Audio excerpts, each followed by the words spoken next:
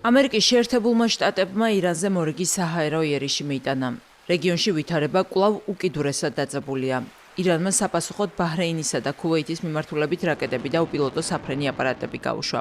ბოლო დღეების განმავლობაში ორმხრივმა დარტყმებმა და ჰორმუზის სრუტესთან დაკავშირებულმა დაძაბულობამ დროებითი შეთანხმება პრაქტიკულად ჩაშალა და რეგიონის სრულმასშტაბიანი ომის საფრთხის წინაშე დააყენა. ირანის ხელისუფლების ინფორმაციით ამერიკულ იერიშებს 35-ზე მეტი ადამიანი ემსხვერპლა. 3-ზე მეტი კი დაშავდა. დარტყმები თეირანის შემოგარენსაც პირველად შეეხო. ამერიკის შეერთებული შტატების პრეზიდენტმა დონალდ ტრამპმა განაცხადა, რომ ირანზე შეტევები გაგრძელდება მანამ სანამ ამას საჭიროდ ჩათვლის.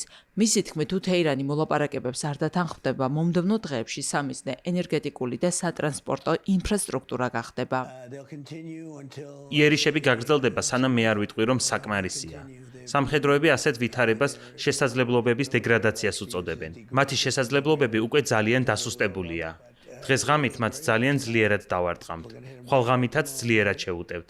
შემდეგ ღამესაც იგივე გაგრძელდება. ხოლო შემდეგი კვირა მათთვის გაცილებით მძიმე იქნება, რადგან სამიზნე გახდება ელექტროსადგურები და ხიდები. გავანადგურებთ მათ ელექტროსადგურებს და ხიდებს, თუ მოლაპარაკებების მაგიდასთან არ დასხდებიან. პრობლემა ის არის, რომ ისინი არ ჩერდებიან. მათ ბირთვული იარაღი შექმნა სურდათ.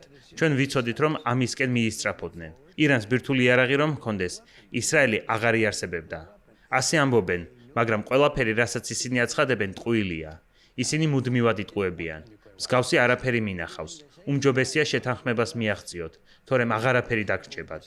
როგორც იცით, მშვიდობიანი მოსახლეობის დასაცავად ძალიან ფრთხილად ვიმოქმედებთ. მაგრამ კიდევ ერთხელ ვამბობ, შეთანხმებას უნდა მივაღწიოთ, თორემ აღარაფერი დაგრჩებათ. ირანის საგარეო საქმეთა სამინისტროს წარმომადგენელმა ესმაილ ბაღაიმ განაცხადა, რომ თეირანი საკუთარ ვალდებულებებს მხოლოდ იმ შემთხვევაში შეასრულებს, თუ შეერთებული შტატებიც შეასრულებს ნაკისრ ვალდებულებებს. მისივე თქმით, შეთანხმების დარღვევის შემდეგ ირანმა საჭირო ნაბიჯები გადადგა.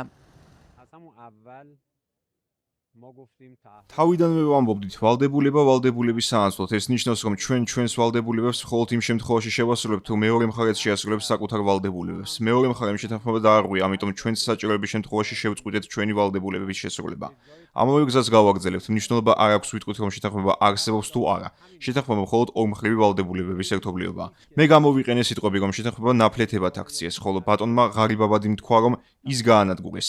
მიზეზი ის არის, რომ მეორე მხარემ დაპირებების დარღვევა შეთანხმების პირველივე პუნქტიდან დაიწყო.